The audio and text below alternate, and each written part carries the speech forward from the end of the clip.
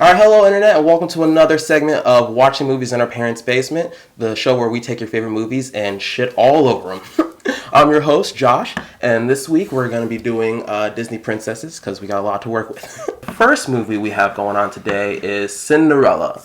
I think one of the most famous Disney princesses. If you think about it, it didn't really make sense that the prince didn't recognize Cinderella because she wasn't wearing a mask.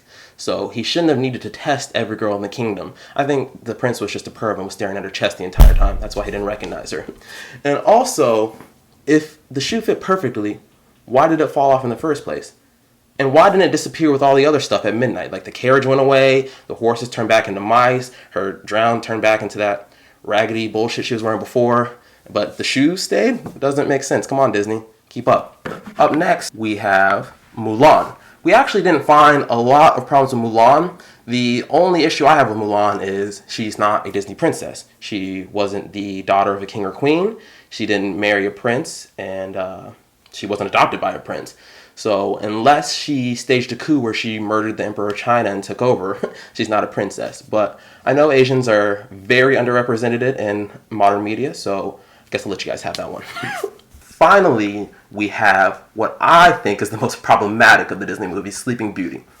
At the beginning of the movie, Maleficent curses Aurora because her father, the king, didn't invite Maleficent to a party, which, in my opinion, is a bit of an overreaction. Maybe that's why you don't get invited to parties, Maleficent. You're kind of sensitive. So when she cursed her, she said on her 16th birthday, Aurora was going to prick her finger and bleed out and die. Nowhere once did she say that true love's kiss was going to wake her up from that death. And even if she did say that, the prince wasn't at that party, so he didn't hear any of that. So that guy's just going around kissing dead bodies in the woods. So maybe get a Tinder, dude. There's better ways to find women.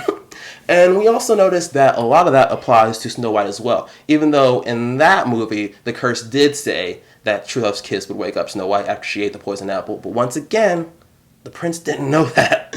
So I think someone at Disney just has a necrophilia fetish that we really need to discuss. But after the two separate Disney segments we've done, we realize Disney seems to think that if you're ugly, you're inherently evil, and if you're pretty, young, and predominantly white, that you deserve a happy ending and true love, which I find very problematic. But if there are any young, pretty white girls out there that do want a happy ending, subscribe, leave me a comment, and see what I can do.